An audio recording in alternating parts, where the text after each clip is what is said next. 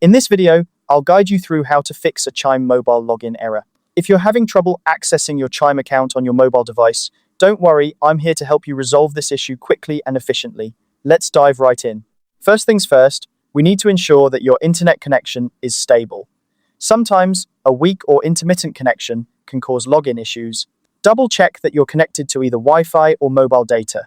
If you're on Wi-Fi, try switching to mobile data, or vice versa, to see if that makes a difference. A solid connection is crucial for the app to function properly.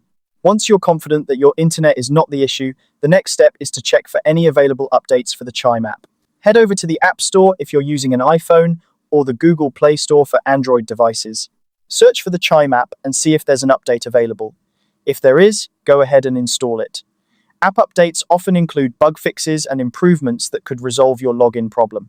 If updating the app doesn't do the trick, don't worry, there's another step you can try.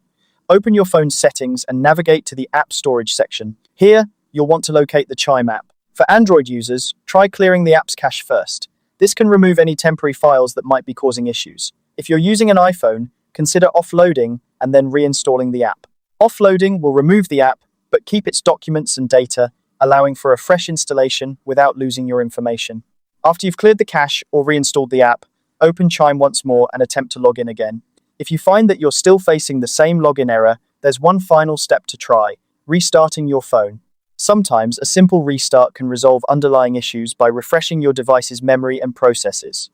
Once your phone powers back on, open the Chime app and try logging in once more. And there you have it. By following these steps, you should be able to fix a Chime mobile login error. Remember, troubleshooting can sometimes require a bit of trial and error, so don't be discouraged if it takes a couple of tries. I hope this guide has been helpful and you're back to managing your finances with ease.